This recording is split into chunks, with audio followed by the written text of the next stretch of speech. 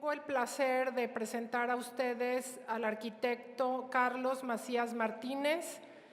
Él es egresado de la Facultad de Arquitectura de la Universidad Nacional Autónoma de México. Dentro del taller Max Cheto le otorgaron la mención honorífica. Realizó un intercambio académico en el Politécnico de Turín, Italia, durante 2 semestres. Además, ha sido acreedor a méritos académicos y profesionales como la medalla Gustavo Vaz Prada al mejor servicio social y segundo lugar al premio Abraham Sabludovsky a la mejor composición arquitectónica, así como la nominación a la obra del año con el proyecto Aula para la Equidad. Se ha desarrollado en el campo del diseño museográfico, además de participaciones y proyectos arquitectónicos y de remodelación. Como diseñador museográfico ha realizado exhibiciones con el Grupo ICA, Javier Marín, Fundación Vicente Ferrara, Secretaría de Educación Pública, Secretaría de Relaciones Exteriores y también en el Gran Palais en París. Los recintos en los que ha colaborado son la Biblioteca de México, el Auditorio Nacional, el Museo Franz Mayer, el Instituto Veracruzano de Cultura, el World Trade Center de Boca del Río, el Acuario Imbursa, el Club de Industriales, el Museo Universitario del Chopo y el Museo Nacional de Arte, en donde encabezó la subdirección de museografía y donde colaboró con museos e instituciones como el Tate Britain, el Prix Pictet, Colección Pérez Simón, los Museos Capitolinos de Roma, el Museo de Bellas Artes de Lyon en Francia, el Malva en Argentina y el Gran Palais de París. Bueno, Carlos, bienvenido esta tarde. Esperamos tu charla con muchísima atención. Y a todos ustedes que regresaron a esta sesión, muchas gracias.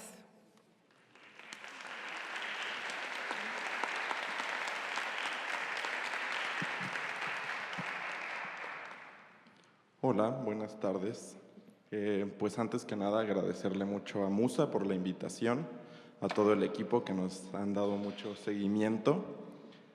No sé por qué se ve rosa la pantalla, pero no es tan rosa mi presentación. Bueno, yo les quería platicar sobre… Yo estuve 4 años trabajando en el Museo Nacional de Arte y desde diciembre estoy trabajando de manera independiente. Entonces quería tomar y platicarles principalmente sobre cuál es el papel y cómo es el proceso de diseño de una exposición, ahora sí que estando dentro y fuera del museo, ¿no? En el MUNAL yo estuve como en la subdirección de museografía, que implicaba desde el diseño museográfico, desde el conceptualizar la exposición, el proceso de diseño, de producción como tal, de habilitación de salas y también el montaje de las obras, a diferencia de cómo trabaja un diseñador museográfico que es externo, digamos, al museo, que el trabajo se limita únicamente al tema de diseño como tal. Entonces, bueno, también les comentaba, quiero platicar sobre el Design Thinking, que es una metodología de diseño que realmente que incluso es aplicable para cualquier ámbito laboral, de estudio, investigación. Y estoy poniendo aquí casos de éxito dentro y fuera del museo, esto que les explicaba. ¿Por qué casos de éxito? Pues porque a mí me parece que han sido de las exposiciones que logran vincular de la mejor manera o dan un resultado de, como veíamos en la plática en la segunda plática, que está teniendo una comunicación, que realmente la museografía está entendiendo la parte curatorial y cómo se está reflejando en las salas. Entonces, bueno, Design Thinking es una metodología que se enfoca en la creatividad. Su objetivo es aprovechar las habilidades de los profesionales para encontrar soluciones novedosas a las necesidades de las personas. Esto es muy importante. Es un método que entiende al usuario como el tema principal a tratar, que bueno, es una metodología que surge principalmente para el diseño, para el diseño industrial, que se divide en cinco pasos. Ah, ya desapareció. Bueno, son 5 pasos. Tiene como primer paso la empatía, definición es el segundo paso, ideación, prototipado o pruebas, prototipado y después es el testeo.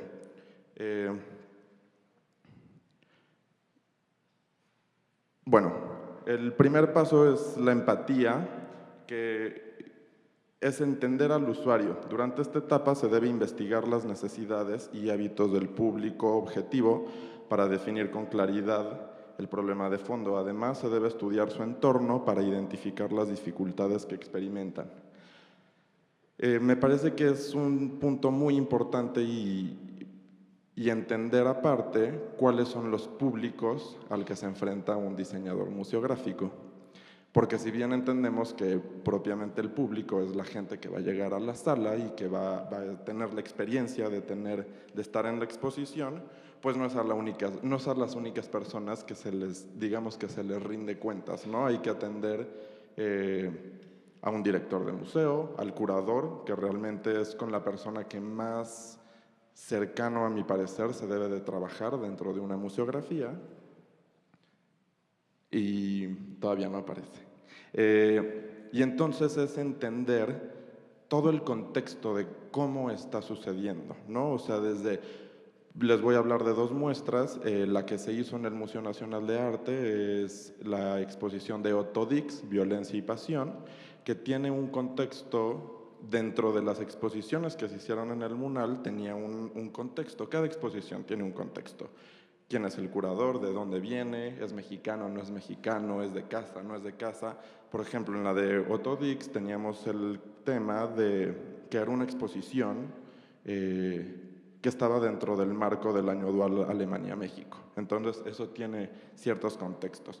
La curadora era una curadora externa, por ejemplo, ¿no? Era una Ulrike Lorenz, una especialista en Otto Dix, que pues vive y trabaja en Alemania. Entonces, me parece que es importante esto de entender el primer paso, la empatía. O sea, tú como diseñador es entender cuál es el problema al que te vas a enfrentar en todos los contextos humanos, digamos, ¿no? El segundo paso es la definición. La información recolectada solo tiene utilidad al ser analizada. En la segunda etapa se deben filtrar todos los datos importantes para crear las conclusiones que guiarán al trabajo. Junto a esto se especificarán los problemas que necesitan solución.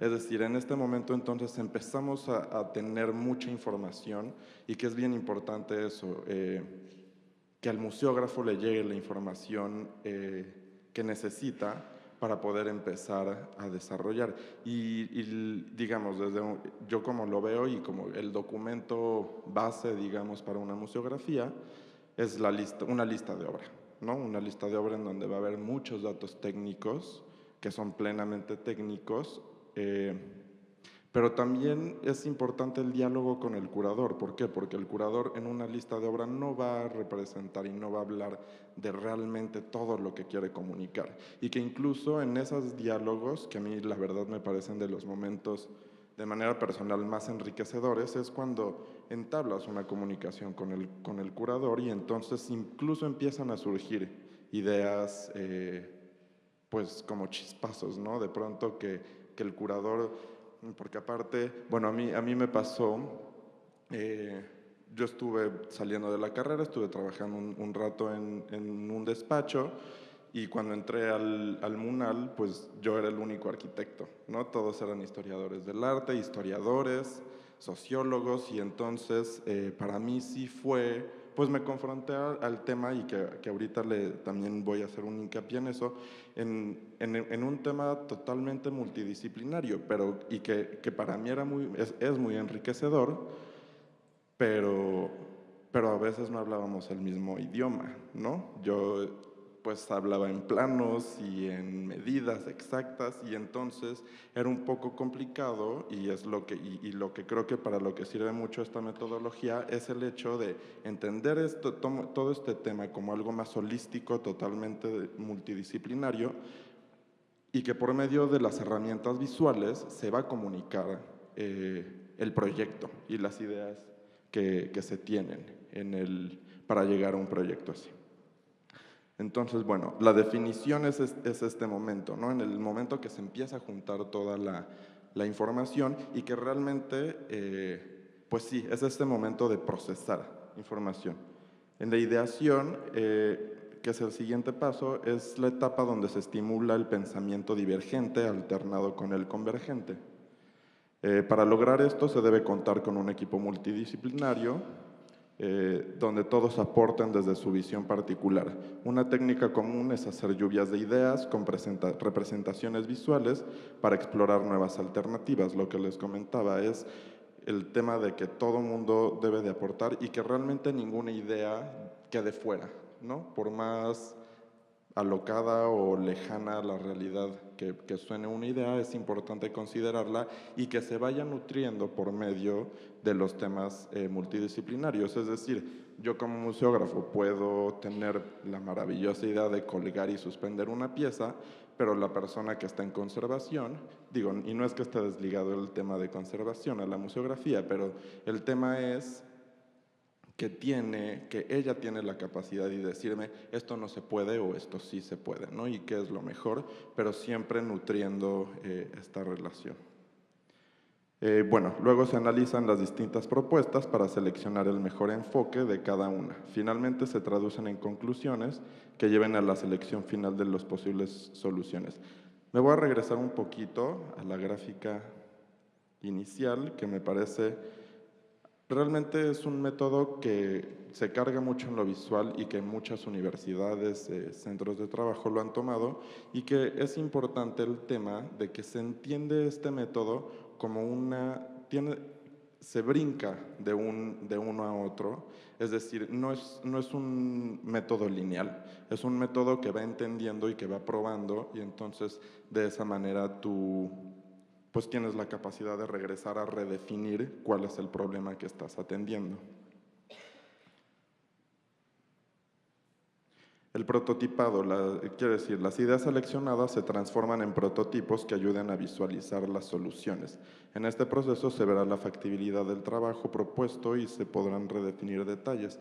Como les decía, es un método que está muy encaminado al diseño industrial, que tiene la capacidad de hacer esto, ¿no? De las pruebas como tal en una máquina, pero también sucede en arquitectura, en diseño, y que a mí también, y me gusta mucho la idea de que se aplique esto a un museo, porque al fin y al cabo tenemos las pruebas del diseño que tenemos nosotros son en una sala.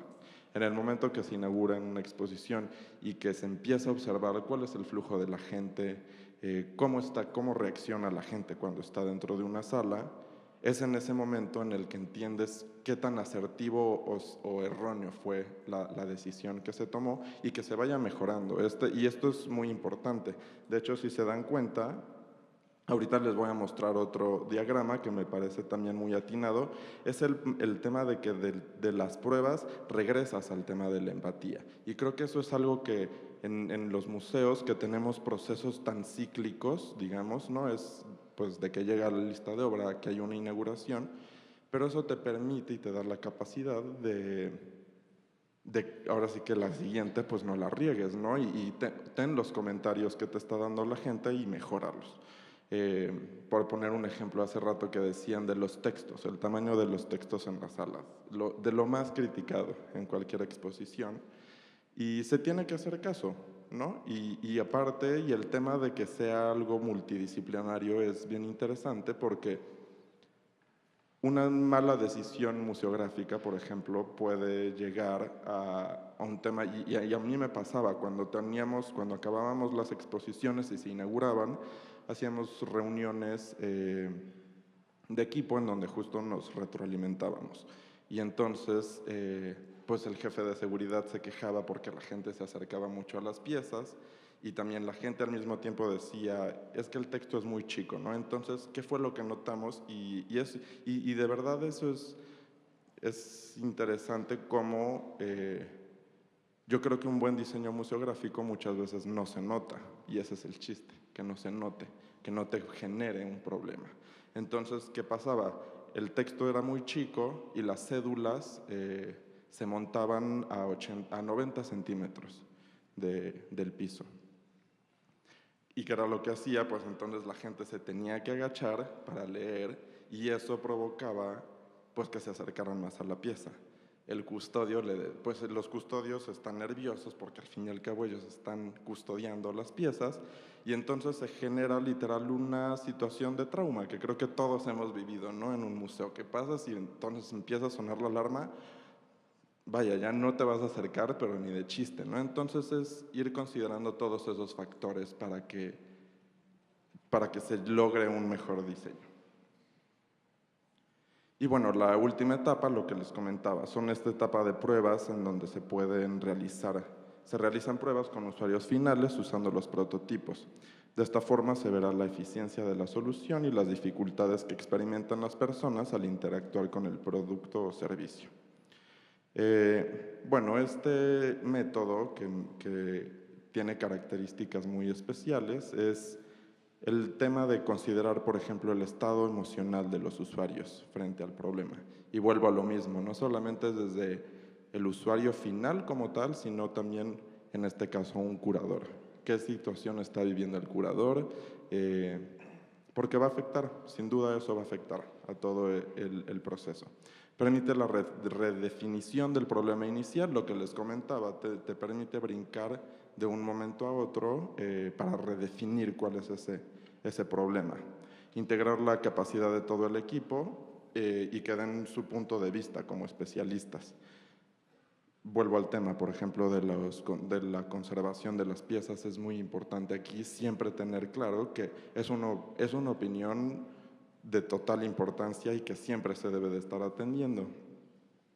Se identifican problemas desde un momento temprano y a la solución, y que también esto es bien importante porque también el tema de prever un error o futuros problemas pues ahorra dinero. Un error cuesta, ¿no? En la museografía, la producción, una mala medida te cuesta tiempo, esfuerzo y dinero, que muchas veces los tres faltan antes de inaugurar. Crear una atmósfera sin limitaciones ni reglas para dar espacios a todas las ideas. Era lo que les comentaba, ninguna idea queda fuera, solamente se plantea, se debe de problematizar y si es una solución adecuada, sigue y si no, pero no se cierra nunca el abanico. Y como les decía, se enfoca mucho en lo visual desde el proceso de creación. De esta forma, el Design Thinking se enfoca en la experiencia de los usuarios finales y aprovecha todas las habilidades. Estos son algunos otros diagramas que hay ligeras variaciones de uno a otro, pero me parece, por ejemplo, este me parece interesante como dentro de esos pasos define cuáles son los momentos de cada uno y cuál es el énfasis principal de cada uno. Aquí, por ejemplo, hacen una división en la que se divide en dos y entonces es el momento del problema y de la solución, ¿no? De cómo vas entendiendo estos puntos y que aquí en medio existe la posibilidad de regresar. Por ejemplo, aquí el Institute of Design de Stanford, aquí tienen un tema que ellos le aumentan, que me parece muy interesante, que es el tema de evaluar, que se haga un feedback con los equipos, porque realmente eso es lo que va a estar nutriendo el que el siguiente proceso sea más exitoso. Aquí pues es mucho más gráfico, pero creo que es muy interesante el hecho de que no esperemos que desde el principio las primeras ideas sean tan limpias y no como pues sí, muy pulcras, sino es primero generar una lluvia de ideas y poco a poco se va refinando los procesos. Y bueno, les platico sobre dos exposiciones. Esta es la primera exposición que yo hice ya estando como independiente. Colección de momentos, diseño en México. Es una exposición que cierra el domingo de esta semana. Está en el Museo Universitario del Chopo, en la Ciudad de México. Y bueno, me invitaron a mí como diseñador museográfico externo. Es una exposición curada por Cecilia León de la Barra. Ella es diseñadora y curadora de diseño, de hecho curadora ahorita de Sonamaco Diseño. Y bueno, ella plantea este tema, realmente es interesante y les quiero platicar justo como el contexto, porque es muy importante lo que les comentabais, ir entendiendo qué es lo que está pidiendo cada una de las exposiciones. Esta exposición es una exposición que surge como, pues sí, a raíz de su tesis de maestría, en la que ella define estudiar el diseño en México, el diseño industrial en México, del momento en el que ella termina la licenciatura de diseño industrial y ella terminando la maestría de diseño en la Universidad Centro. Hace su tesis, a grosso modo, cuestiona el tema el hecho de que no haya colecciones de diseño industrial en México contemporáneo. Entonces, plantea cuánto se necesita para hacer una colección de diseño industrial mexicano con 100 piezas. Ella hace una lista de obra que, por ejemplo, de inicio la idea era que se iba a conseguir los fondos para volver a producir todas esas piezas y entonces generar la exposición. Va cambiando toda la gestión y poco a poco se va acotando a una lista un poco más reducida y de colecciones ya existentes. Solamente se mandaron producir 3, 4 piezas, pero bueno, realmente es ahí de donde va surgiendo. Esta es la lista de obra que ella me entrega, pues piezas de Oscar Hagerman, de Emiliano Godoy, de Héctor Esraue, que como les decía es bien importante y sí, pues siempre que platico sobre la museografía les digo de la importancia que es la lista de obra, ¿no? Que a veces estamos como que batallando para que nos den las medidas y no, pero no importa, no, sí importa porque 3 o 4 centímetros más pueden ir modificando mucho, ¿no? Y toda esta información y que sea precisa es muy importante. Aquí, ¿qué es lo que va a pasar? Pues y da información y sí y como les decía, el tema de este método es ir entendiendo qué va pidiendo. No va a ser lo mismo exhibir un óleo que exhibir un papel. ¿Por qué? Porque la iluminación no va a ser la misma, todas las condiciones de conservación van a cambiar, con qué piezas va a estar dialogando, entonces es bien importante, ¿no? Este momento de la lista de obra y que sea precisa es bastante relevante. Por ejemplo, también yo nunca había hecho una museografía para una diseñadora, ¿no? Yo, de hecho, antes de estudiar arquitectura quería estudiar diseño industrial y aparte me gusta mucho el tema del diseño industrial mexicano, entonces, contemporáneo aparte, entonces era un gran reto para mí diseñar para una diseñadora, ¿no? Porque aparte ella es maestra y la verdad es muy, muy buena y tuvimos un muy buen diálogo, pero era uno de los factores que iban teniendo ahí peso. Por ejemplo, ella me entregó este plano, el plano que están viendo, ya ella pues usa programas de dibujo y todo, entonces ya tenía como una idea, pero lo primero que me dijo es, no quiero una museografía típica en la que sean salas y nada más bases, entonces, pues bueno, esa es una de mis peticiones. Y cuando vi, pues aparte yo traía una cuestión en la que ahorita vamos a ver en la exposición de Otodix, pero normalmente las museografías que se hacían que yo había trabajado en el MUNAL eran un poco más rígidas en el sentido de que estaban muy delimitados los núcleos temáticos de cada una de las exposiciones y pues yo un poco empecé a tratar de replicar eso y en el momento que empezamos a revisar me dijo, es que no es exactamente eso lo que quiero, ¿no? Entonces ya me fui un día a su casa, estuvimos trabajando muchísimas horas y cuando leíamos la lista de obra, yo veía y me decía, no, es que esta pieza no sé en dónde va exactamente. Sí es este núcleo, pero tiene otro diálogo con esta parte. Y entonces ahí yo fui leyendo el tema de que se buscaba una exposición mucho más abierta. No era tan relevante el tema de que los núcleos estuvieran perfectamente delimitados y que fuera tan evidente cómo iba a ser esa circulación. Entonces es ir leyendo justamente no solamente lo que pide como tal la pieza, sino cuál es la idea de comunicación que tiene el curador y el museo como tal. Entonces yo en mi afán de que quería zonificar y ponerle núcleos a todo, el primer ejercicio que hice fue ¿no?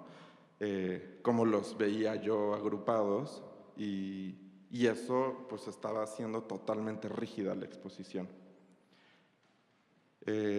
Yo empecé, antes de tener la lista de obra totalmente cerrada, empecé a hacer como que unos bocetos, hice este modelo en tercera dimensión, en la que sin tener la lista entonces yo empecé a pensar cómo trabajar con el espacio, pero así me hablaron de, no, ¿sabes qué? Va a haber una junta y ya trae el proyecto súper cerrado y entonces como que esta idea la bateo y me puse literal a hacer un sembrado que les enseño. Bueno, este es en la sala Helen Escobedo del Museo del Chopo y es la sala limpia, la primera propuesta que hago en la que realmente, pues ya que se ve, estamos cayendo justamente en lo que no queríamos, una exposición totalmente zonificada y entonces ahí fue cuando me dijo, no, ¿sabes qué? No veo eso. Y fue muy chistoso porque aparte me dice, ¿por qué no mejor pensamos como en unos muros que se vayan haciendo un poco más chicos? Y literal acabando la junta le dije, oye, es que mira, yo ya había empezado a trabajar esto. Y me dijo, vámonos por ahí. Eso es un poco lo que quiero, nos va a dar mucha flexibilidad, vamos a poder incluso al momento de montaje tener modificaciones. Y pues ya, literalmente eso fue, bueno, esto fue ya un poco más la entrega y me dijo, es que está totalmente rígido, ¿no? No estamos teniendo esta flexibilidad.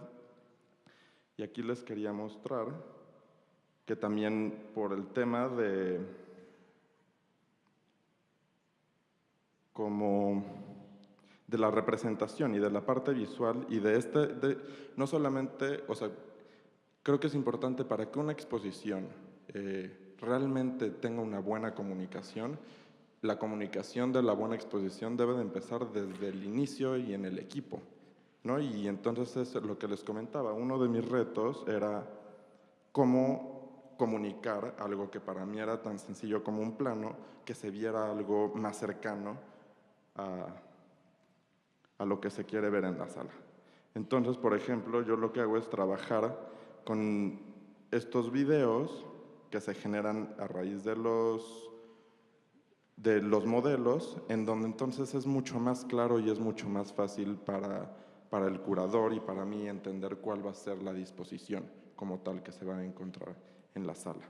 Entonces empezamos a trabajar esto de hecho es muy inicial, ni siquiera estaban como tal las bases tan diseñadas, todavía estábamos trabajando en eso. Solo es un poco para mostrarles sobre el trabajo y la representación.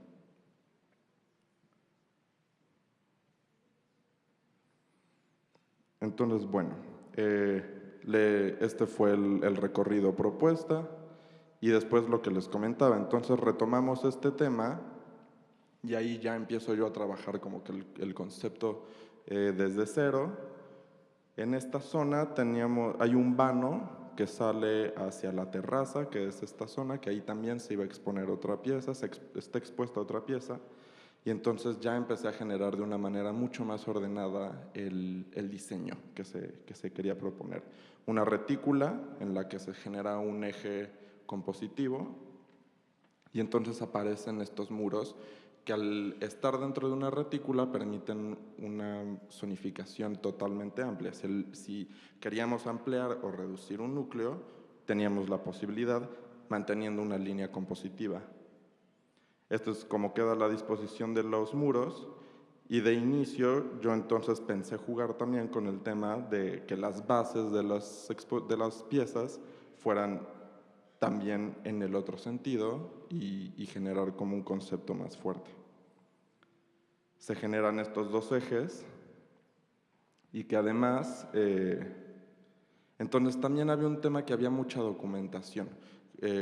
Cecilia tiene muchísimas revistas y también parte de la exposición para ella era muy importante dar cuenta de cómo es que en México empiezan a haber muchas más publicaciones, revistas de arquitectura, blogs, las páginas de internet de los museos, y entonces a veces darle salida a ese tipo de información cuando incluso, por ejemplo, había 2 artículos en la misma revista, pues iba a ser imposible exhibir los 2 artículos. Entonces, gran parte de esa documentación, lo que le dije es, hay que digitalizarla y las mandamos a proyección.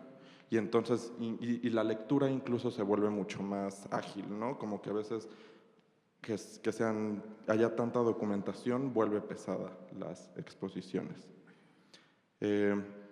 Entonces, además de generar este eje compositivo, creí que era afortunado también para evitar la monotonía, que cada muro fuera decreciendo el tamaño de los muros, y en el otro sentido las bases fueran cambiando de altura según ibas avanzando en la exposición. Entonces se generaba como este doble juego de alturas, que ya en corte esta es la sensación que se genera en cuanto a muros, y en cuanto a bases empezábamos con bases chicas y acabamos con bases más grandes. Aquí, bueno, también sobre el tema del uso de los materiales. Cuando me invitaron me dijeron, pues la verdad el presupuesto no es muy alto, porque aparte inauguraban otras 3 exposiciones en ese momento y no había mucho dinero para mobiliario. Entonces les dije, pues es que como es mucho más caro hacer una museografía para piezas tridimensionales que para bidimensionales, ¿no? ¿Por qué?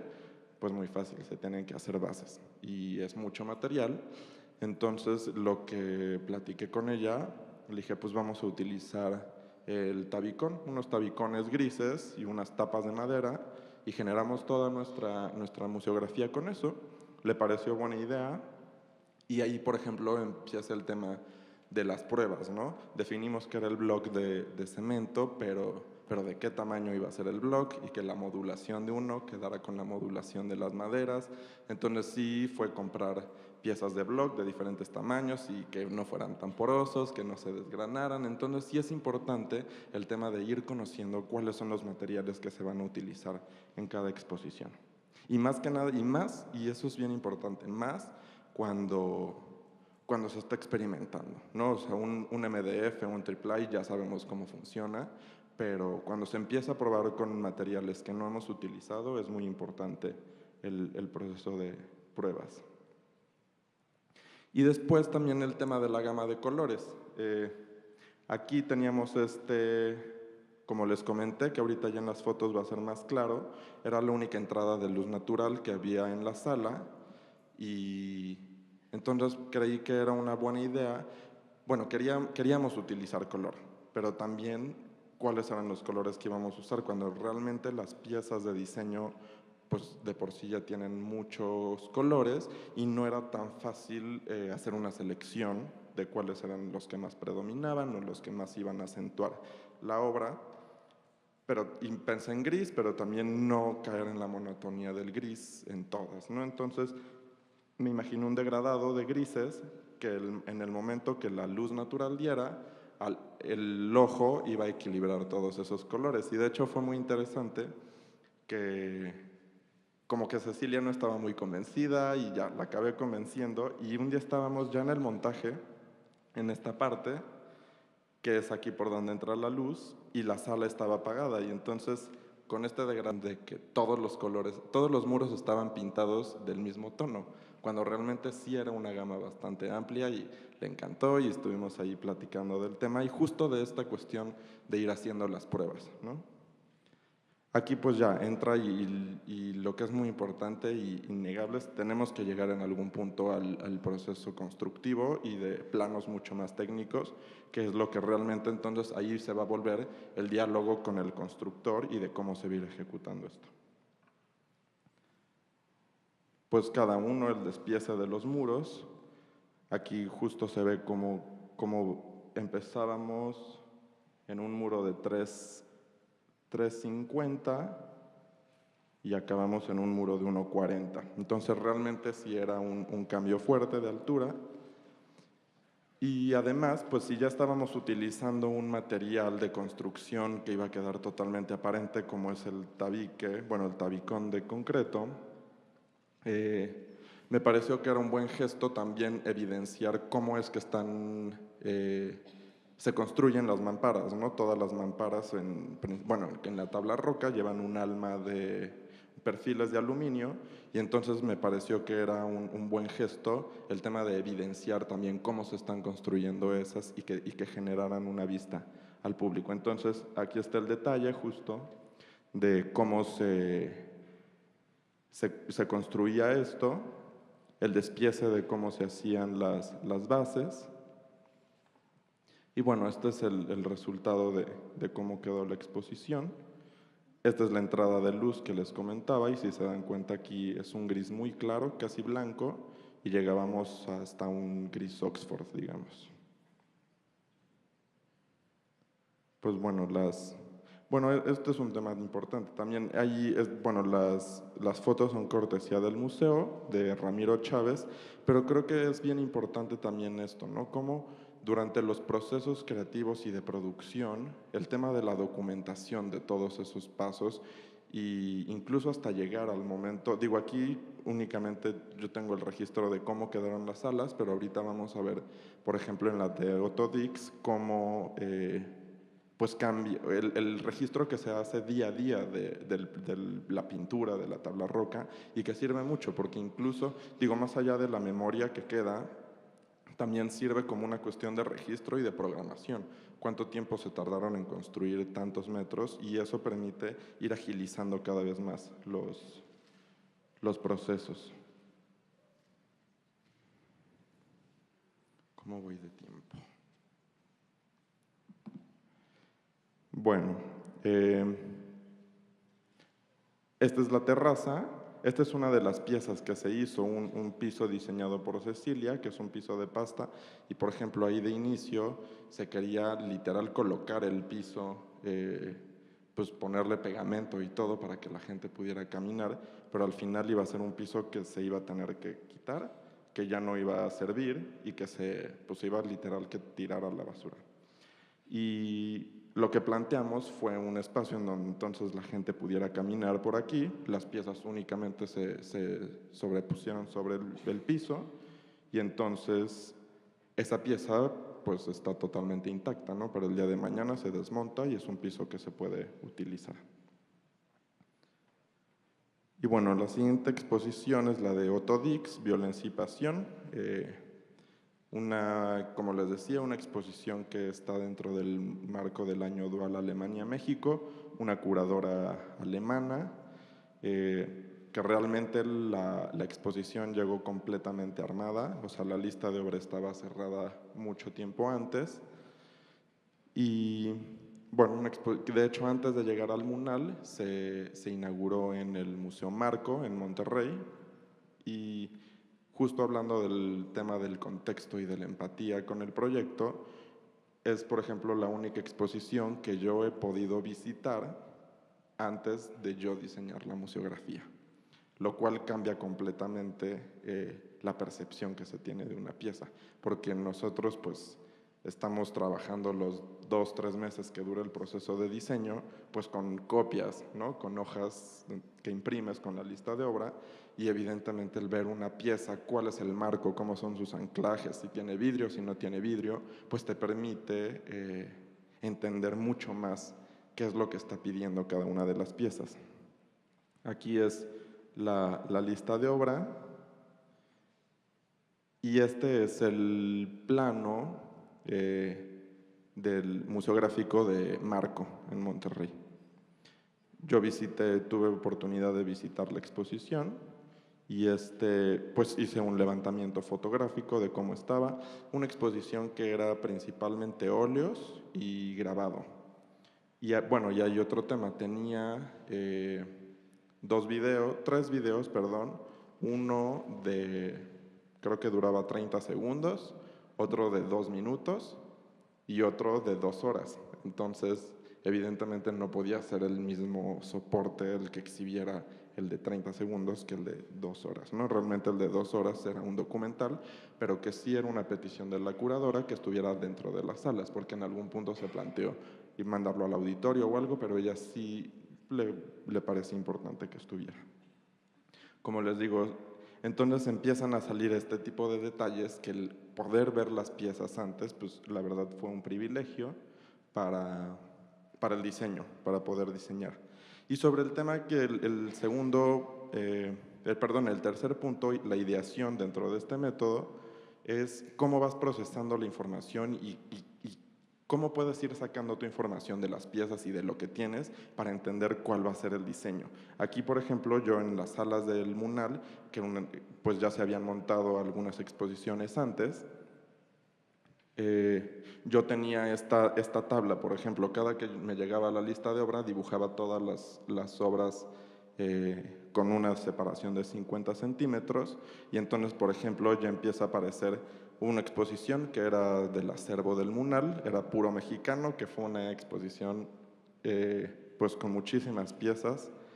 Yo el Rey, que también fue una exposición que estuvo en las salas, los modernos, y por ejemplo aquí estamos viendo cómo la de Otto Dix y la de Paisaje Británico tenían medidas muy similares. ¿Qué quiere decir esto? Entonces ya vas a ir entendiendo cuál va a ser la saturación del espacio. La saturación del espacio sin duda va a afectar a cómo va a ser la experiencia, ¿no? Tal vez si tienes muchas obras vas a tener que dobletear piezas. Si no, pues entonces vas a poder ampliar tus espacios y vas a tener seguramente mejores tiros visuales, mucho más ricos, ¿no? Entonces son este tipo de cosas que sirven para ir leyendo qué diseño se quiere generar. Y ya aparte de eso, por ejemplo aquí, este es el levantamiento de la obra del segundo núcleo de la exposición. El segundo núcleo era una serie de 50 grabados que hace Otto Dix estando en la guerra y que a petición de la curadora quería generar un espacio pues que generara esta cuestión de angustia, ¿no? Al ver estas piezas, ya de por sí las piezas eran con una temática bastante fuerte, y este es el levantamiento de obra del último núcleo. Sin duda, ya de simple vista, las piezas están hablando, las piezas están diciendo algo, ¿no? Aquí estamos viendo que todos van a ser, bueno, aquí no está completo, pero son 50 grabados de las mismas dimensiones, entonces sin duda va a ser un espacio con mayor monotonía, a diferencia de que se quería tener un cierre muy fuerte con los óleos de mayor dimensión y las mismas piezas empiezan a hablar y empiezan a pedir sus propios espacios. Otro tema que había con esta exposición es que se debían incluir 4 piezas que eran reproducciones. Se definió las piezas, eran por cuestiones diferentes que no podían participar en la exposición. Las 2 que están a color eran piezas que sí existen, pero que no salen de los museos en donde se encuentran por cuestiones de conservación. Y estas otras 2 que están en gris son piezas que se destruyeron y ya no existen, pero entonces ese era otro reto. El tema de meter una reproducción a una sala en la que estás trayendo pues todos los óleos y todos los grabados de Alemania, parte de Estados Unidos, y que es bien importante dentro del tema museográfico, no caer en el engaño, ¿no? Y que es muy importante que lo que es lo que es, y dar una explicación. Estas piezas no participan por X o Y razón, pero también cómo iba a ser el soporte. Entonces se define que que las imágenes tuvieran una variación del 10% del tamaño real, y aparte que de ninguna manera el material sobre el que se pusieran tratara de imitar de ninguna manera el soporte original. Y entonces se define que se hicieran unas impresiones sobre acrílico, se compartió ese tema con Marco y entonces se volvió parte incluso de la itinerancia de la exposición. Estas son las salas temporales del MUNAL,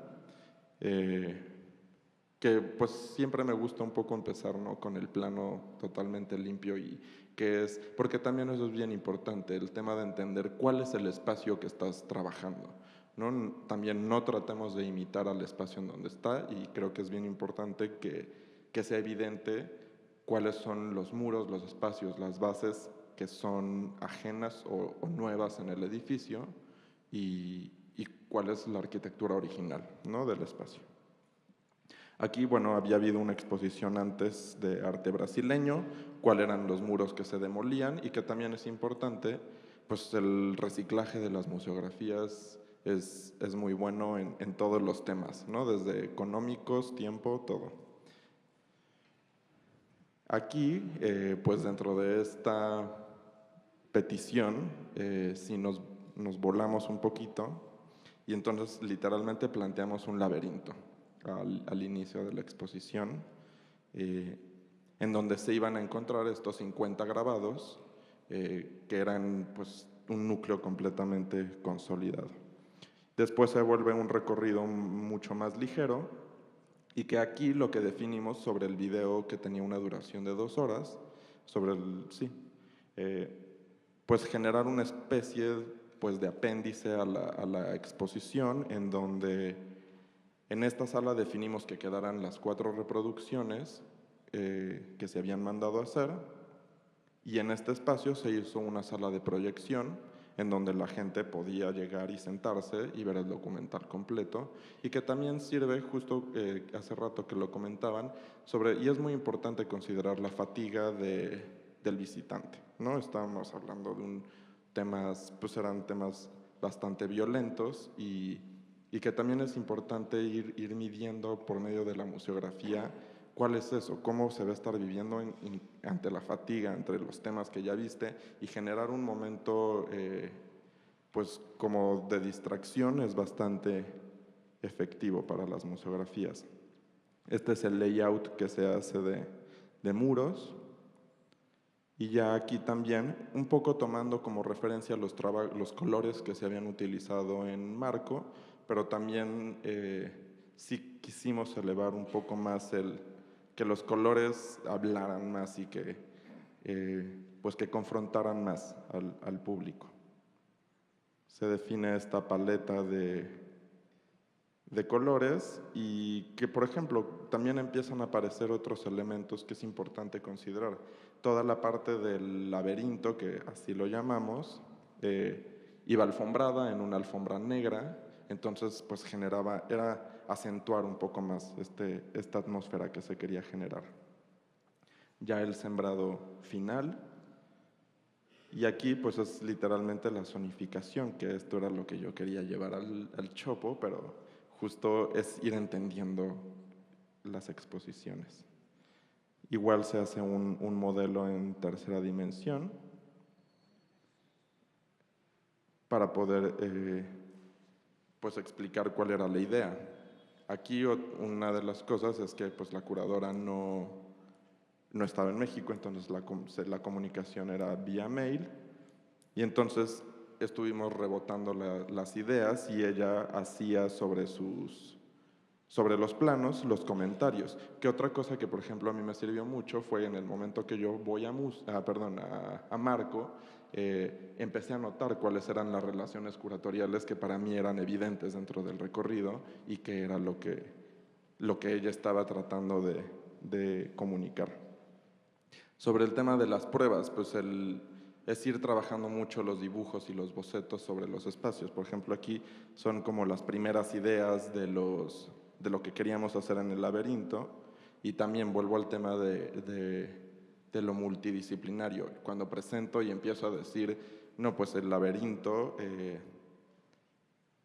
obviamente la gente de atención al público pues fue así de, cómo la gente se va a volver loca y va a ser un relajo. Entonces es tener una plática en la que, por ejemplo, sí, literalmente antes de levantar los muros, bajamos con las sillas de ruedas del museo a probar que la circulación pudiera suceder y que no se afectara al público.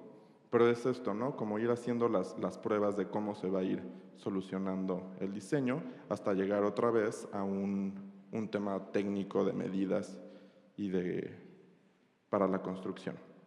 Este era lo que les decía. Por ejemplo, aquí hacíamos un registro diario, incluso 2 veces al día, de cómo es que se va construyendo y genera una memoria, ¿no? O sea, este tipo de imágenes dan la memoria museográfica de la exposición. Esta es la zona de la proyección que se hizo, que era de 2 horas el video, y también cómo se van adecuando los trabajos, incluso casi que al día a día, ¿no? Aquí era primero una idea con un enduelado, pero después ya no llegábamos ni en presupuesto ni en tiempo, y entonces la misma estructura se aprovecha para, en vez de poner este enduelado, pues trabajamos con cuerda y se puso cuerda en todo este mueble y entonces era el espacio donde la gente se sentaba aquí. También unos costales se llenaron como almohadas y entonces daba un poco como esta idea y que creo que no caer como en esta cuestión de hacer escenografías, que es muy importante, ¿no? No es lo mismo una museografía y no caer en el protagonismo, pero también hay a veces espacios como este, por ejemplo, que se prestan para hacer guiños, pues que están enfatizando cuál es el discurso de la exposición. Aquí otra vez los planos técnicos, aquí justo ya cómo estaba la idea de esos costales. Y otra vez pues se hace el registro fotográfico ya terminada la exposición. Aquí son fotografías de Louis Young y... bueno, aquí es un gesto también que se hizo. Todo el laberinto dejamos como una ranura de 20 centímetros que cruzaba todo el laberinto. Entonces permitía que se fueran dentro del mismo recorrido, se generaban, ir como develando poco a poco qué es lo que va a pasar, ¿no? Que son pues detalles de diseño que podrían incluso parecer caprichosos, pero que van generando una experiencia y que van pues fortaleciendo el discurso que tiene una museografía. Por ejemplo, aquí todas las caras que daban hacia un lado se pintaron de rojo y todas las caras posteriores iban en color gris, entonces se mantenía este discurso.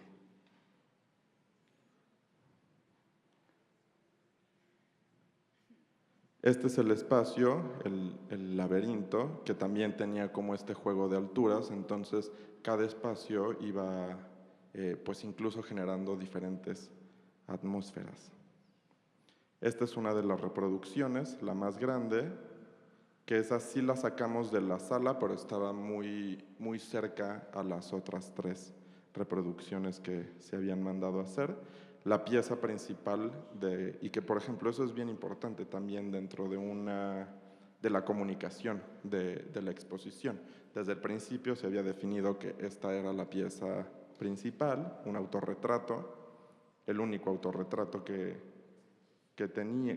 había en la exposición, la portada del catálogo, invitación, entonces evidentemente en la museografía tenía que ser una pieza relevante y eso sirve para que también vaya viendo una identidad de la exposición desde todo, ¿no? Desde la página de internet, desde el Facebook, Twitter y que sí es bien importante ese tema de la comunicación dentro del equipo. Aquí sí, pues los colores eran bastante más fuertes, pero había un sentido, ¿no? De qué era lo que se quería acentuar y cuáles eran las piezas principales de la exposición. Y estas son las últimas salas, que es el alzado que les había mostrado, que son estos óleos de mayor formato, en donde se quería enfatizar. Y pues bueno, esas son las experiencias que les quería compartir de trabajar dentro y fuera del museo. Muchas gracias.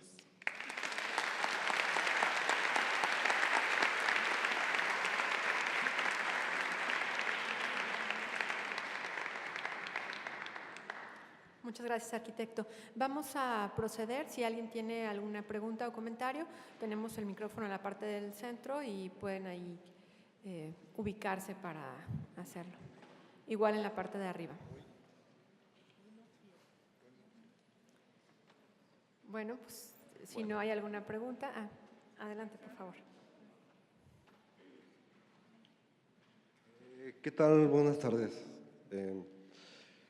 Nosotros hemos visto en un problema de que ahorita que manejaba el cromatismo, de que todos los muros, las mamparas, etcétera, llevan un Pantone. El problema que tenemos nosotros es de que no encontramos a veces un Pantone universal. O sea, de una marca a otra marca cambian los códigos, cambian colores, cambian nombres, cambia todo. ¿Hay algún lugar, o sea, un Pantone universal donde podamos decir, sabes qué, es tal tono el que queremos? Porque a veces hemos pintado ya medio museo y consiguen otra pintura y resulta que varió y eso nos echa para abajo todo el trabajo. O sea, como tú comentabas, es de repente agilizar tiempo, agilizar mano de obra, agilizar materiales y eso nos ha complicado.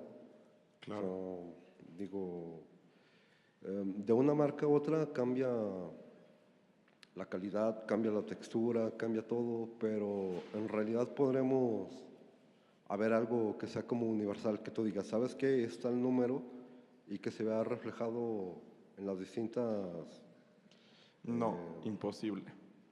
Es o sea, y en mi experiencia vas hoy, es más, vas hoy a las 10 de la mañana a Comex y tú pides un galón de estos nombres tan bonitos que les ponen. Ajá. Y vas a las 4 de la tarde y pides la misma pintura y va a ser distinta porque pues es una cuestión de mezcla, es una cuestión que es dificilísima. Sí puedes, por ejemplo, pensar en que si tú sabes que vas a tener que hacer un resane y retocar, entonces que de la misma, por ejemplo, la misma cubeta, tú guardes un poco de pintura y sepas de qué muros estás pintando con ese bote, para que si tienes que resanar, pintes con esa, porque va a ser imposible. Y ahora sí que es nuestro coco de siempre, ¿no? Es imposible, pues que le dé pues no, es algo hasta humano, ¿no? Nosotros pintamos por piezas, o sea, hay algo, por ejemplo, una mampara y solamente utilizamos un tipo de pintura para esa mampara, para cierto muro.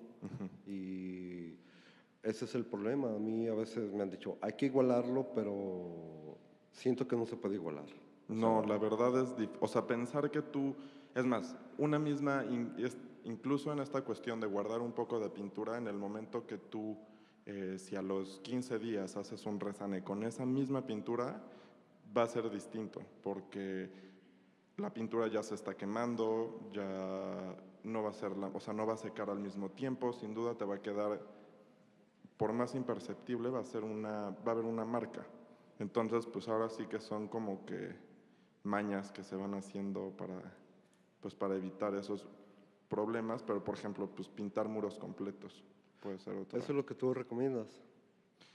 Pues sí, es que sí, realmente es de los problemas más complicados. Ajá. La pintura y el igualar una pintura, un color, es súper, súper complicado. Como te digo, de una hora a otra va a cambiar.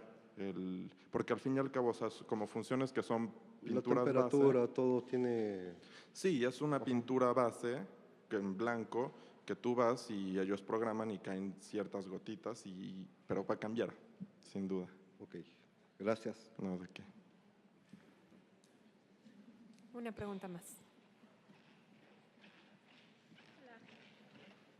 Una duda, ¿qué tan importante es que tu museografía o la museografía que desarrollas en un museo sea entendida por el espectador? Ahorita en uno de los salones vi unas obras arriba y si fue una incógnita, ¿por qué pensó el museógrafo en poner esa obra ahí arriba?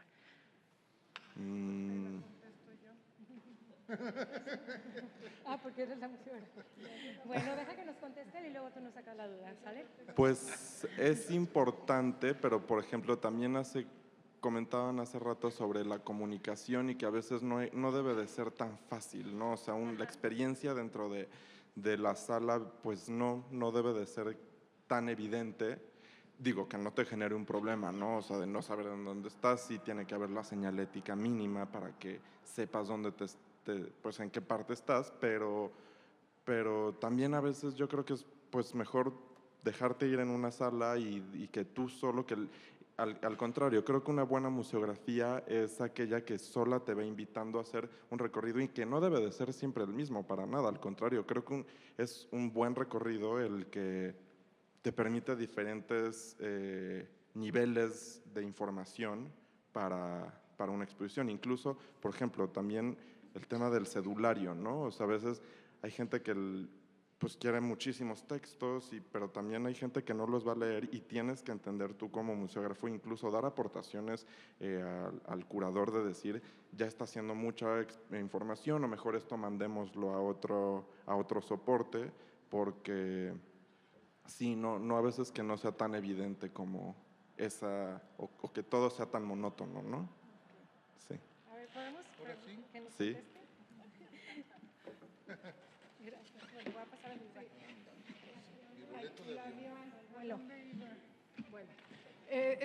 Bueno, se refiere a la museografía de Rafael Coronel.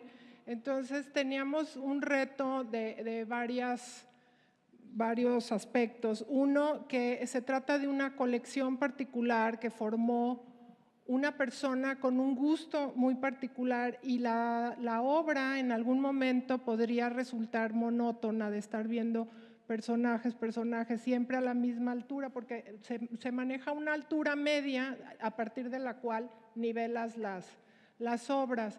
Entonces hicimos dos pequeños detalles que qué bueno que los notaron, ya con eso ya me da gusto, creo que cualquier persona los puede ver, no es algo que los hayamos puesto, bueno, incluso aquí los murales de la cúpula, aunque tengas que torcer el cuello, los puedes ver y no es tan ergonómica la vista, sin embargo todo el mundo lo vemos.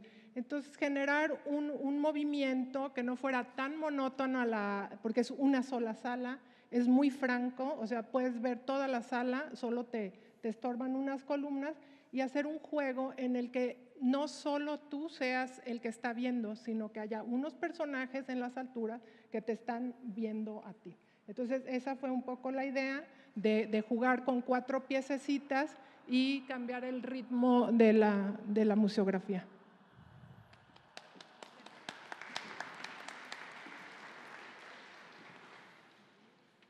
Un par de preguntas más, les pedimos que sean muy concretos en sus planteamientos. En relación conforme al reciclado de los materiales, por decir, el hecho de colocar muros, derribarlos, tabla roca, no sé, ¿cómo se puede reciclar todos los materiales, cédulas, todo el material museográfico en sí?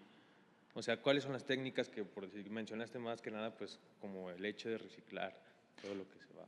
Pues, por ejemplo, en el caso de las mamparas de toda la tabla roca, es totalmente, o sea, una tabla roca que está bien estructurada, tú puedes seccionar los muros y puedes darle continuidad a, no sé, si lo quieres hacer más largo, se puede alargar, puedes abrir un vano, y también es importante pues que la misma geometría con la que se diseñe también ayude a que se soporte el muro, ¿no? O sea, por poner un ejemplo, un muro de tabla roca que está así, pues si tú lo quitas, pues se va a caer. Entonces, que el mismo diseño ayude a que, aunque le estés quitando un poco de soporte, no se afecte, ¿no? Y no esté en riesgo la obra. Sobre cédulas, pues es pensar en materiales que, en general, es materiales que se puedan quitar, ¿me explico? O sea, como, pues si tú ya tienes una base pues de hecho, justo por ejemplo en el Munal lo que hacíamos eran unos paneles de 1,20 por 90, me parece, todas las cédulas principales, que se les pegaba un vinil autoadherible y pues cuando acaba la exposición, pues sí, el vinil ya no se va a poder reutilizar, pero ya no es toda la estructura de PVC y metal. Entonces, pues en general sí es ir conociendo mucho sobre los materiales y ir ampliando para que te den lo mejor, ¿no? De sí, cada material. Entonces sería como, más que nada, como adecuarse dependiendo el uso de los materiales de cada instalación, o sea, por decir los que se generan aquí, los que se generan de acuerdo a cada museo, o sea, porque no en todos los museos se ocupan los muros de tabla roca. Claro, Sí, y por ejemplo, eso es algo que enriquece mucho de tener un museógrafo en casa, ¿no? Que si tú vas diseñando, si tú ves que durante 3 exposiciones utilizaste cédulas de cierto tamaño o que necesitas cierto tipo de soportes, pues diseña mejor uno y que lo puedas repetir. Por ejemplo, para darte un ejemplo, hubo una exposición en el Munal que era de Bosco Sodi y entonces se diseñaron unas mamparas de madera que, digamos, era como una puerta con un gran marco. Yo ya sabía que en 3 meses iba a haber una exposición de fotografía y no teníamos vitrinas suficientes. Entonces el diseño de la mampara fue, pues literal, se volteaban que era la mampara, se mandaron a hacer unas patas de acero y entonces ya teníamos 20 vitrinas, ¿no? O sea, sí es ir conociendo cuál es la necesidad de cada exposición. Muy bien, vamos con la siguiente pregunta. Muchas gracias.